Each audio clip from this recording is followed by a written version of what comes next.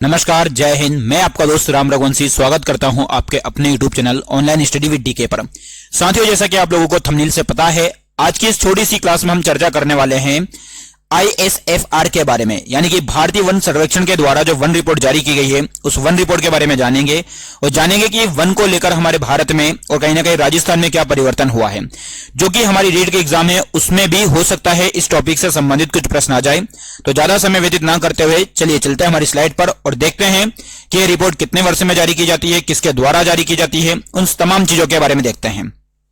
चलिए, तो इसकी जो सबसे पहली ISFR के बारे में यदि हम बात करें तो इसकी जो मुख्य बातें हैं, जो प्रमुख बिंदु हैं, उनकी यदि हम चर्चा करें तो सबसे पहली बात कि जो फॉरेस्ट रिपोर्ट है ये किसके द्वारा जारी की जाती है, तो पर्यावरण एवं जलवायु परिवर्तन मंत्रालय के द्वारा जारी की जाती है और उनके तत्वाधान में, यानी कि ये मंत्रालय है। अब ये मंत्रालय आया है तो इस मंत्रालय के जो मंत्री हैं उन मंत्री की यदि हम बात करें तो उनका नाम है भूपेंद्र यादव।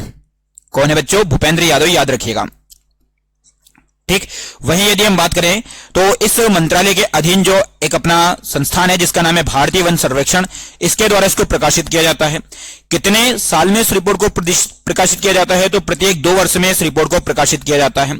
पहली बार की यदि हम बात करें तो पहली बार इस रिपोर्ट को जो जारी किया गया था बच्चों, वो किया गया था 1987 में। तो वहीं 1987 से लेकर लगातार अब तक की देखें तो ये जो 2023 में की जो रिपोर्ट 2024 में जारी की गई है, ये कौन सी रिपोर्ट है? 18वीं रिपोर्ट। इसे जो जारी किया गया है, कब जारी किया गया है, ये आप लोगों को बता दूं मैं, अभी 21 दिसंबर 2024 को जारी किया गया है। अभी 21 दिसंबर 2024 को जारी किया गया, लेकिन ये रिपोर्ट कब की है? तो रिपोर्ट ध्यान रखिएगा 2023 की रिपोर्ट है ये। ठीक है, तो इस रिपोर्ट के तहत क्या क्या हुआ है उन सारी चीजों के बारे में देखते हैं।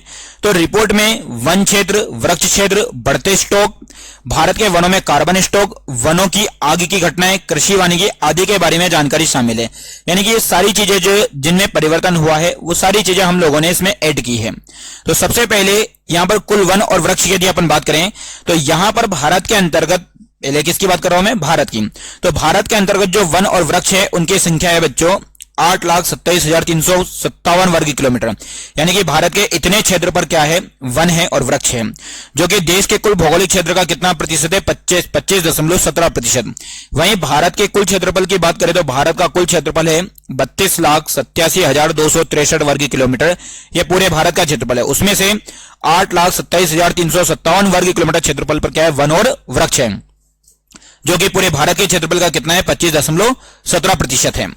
वहीं वन क्षेत्र की हम बात करें कि वन क्षेत्र कितना है, तो इसके अंतर्गत यदि देखा जाए तो वन क्षेत्र की संख्या है 7,15,343 वर्ग किलोमीटर, जो कि आप सभी लोगों को याद रखना है। ठीक, जो कि कुल कितना है? 21.76%। जबकि वृक्ष क्षेत्र की यदि अपन बात करें, यानी कि जो वृक्ष की बात हो रही है वो है 1,12,014 वर्ग किलोमीटर, जो कि कुल क्षेत्रफल का कितना प्रतिशत है? 3.41% है। वहीं देश के वन आवरण की यदि हम बात करें बच्चों, तो देश का जो वन आवरण है अभी आप लोगों को बताया 7,15,343 वर्ग किलोमीटर। ठीक है, और वही जबकि वृक्ष आवरण 1,12,014। वहीं वर्ष 2021 की तुलना में देश के कुल वन एवं वृक्ष क्षेत्र में कितने किलोमीटर की वृद्धि हुई है? वेरी वेरी मोस्ट इंपोर्टेंट, तो यह हुई है 1445 वर्ग किलोमीटर क्षेत्र की क्या हुई है? वृद्धि हुई है। किसकी तुलना में? 2021 की तुलना में। ठीक है, जिसमें वन आवरण, दोनों चीजें अलग हैं, एक तो वन आवरण अलग होता है और एक वृक्ष आवरण अलग होता है। तो वन आवरण के तहत जो वृद्धि हुई है वो 156 किलोमीटर हुई है, और वही वृक्ष आवरण के तहत जो वृद्धि हुई है वो कितनी हुई है? 1289। इन दोनों को यदि आप काउंट करेंगे तो आपका जाएगा 1445। ठीक है, तो वृक्ष आवरण के अंतर्गत जो है वो कितनी वृद्धि हुई है? 1289, और वही ये वन आवरण के तहत जो वृद्धि हुई है वो कितनी हुई है? 156। तो दोनों को काउंट करेंगे तो आपको बताया 1445 आएगा।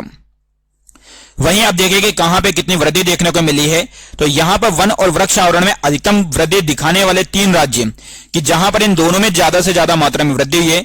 तो पहला राज्य आप लोगों के सामने छत्तीसगढ़, जहां पे कितने किलोमीटर में वृद्धि हुई है? 684 वर्ग किलोमीटर में। दूसरे नंबर पर है उत्तर प्रदेश, जहां पर 559 वर्ग किलोमीटर में वृद्धि हुई है, और तीसरे नंबर पर है उड़ीसा, जहां पर 559 वर्ग किलोमीटर में क्या हुई है? वृद्धि। ये दोनों की बात हो रही है, वन और वृक्ष दोनों में यहां पे वृद्धि हुई है।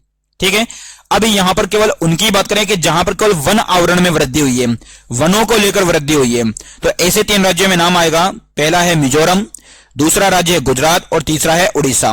तो यहां पर यदि देखा जाए तो आप लोगों के सामने मिजोरम की बात करें तो कितने प्रतिशत या कितने किलोमीटर में वृद्धि हुई है? तो 242 वर्ग किलोमीटर में वृद्धि हुई है। वहीं गुजरात में कितनी हुई है? तो 180 वर्ग किलोमीटर में हुई है। और वहीं उड़ीसा में कितनी हुई है? 152 वर्ग किलोमीटर में। अभी हमने वन आवरण की बात की है, अब वहीं कहीं ना कहीं देखें कि क्षेत्रफल के हिसाब से सबसे अधिक वन और वृक्ष आवरण वाले राज्य, कि जहां पर सबसे ज्यादा क्षेत्रफल में ज्यादा से ज्यादा वन है, उसकी यदि अपन बात करें तो सबसे ज्यादा वन की यदि मात्रा है तो वो है मध्य प्रदेश में।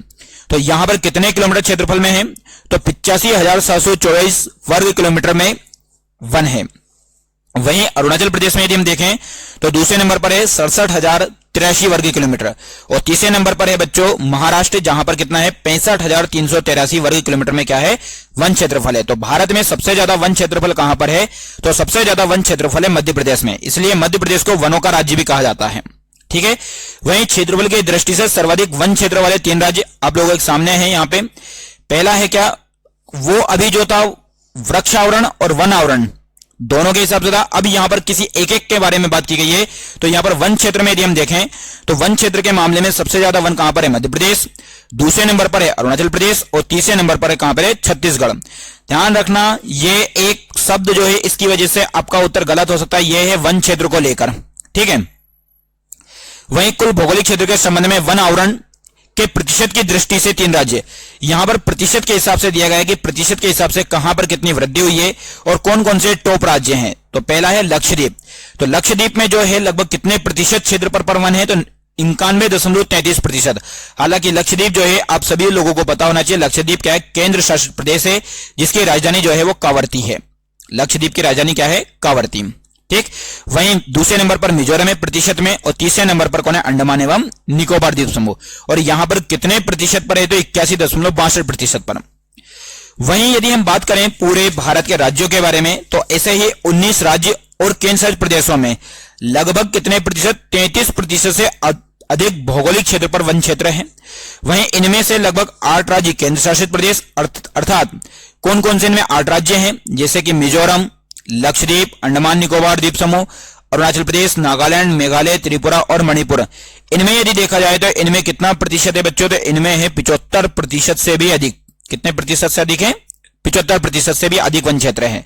वहीं देश में कुल मैंग्रोव की यदि अपन बात करते हैं, मैंग्रोव आवरण कितना है बच्चों, 4,992 वर्ग किलोमीटर है।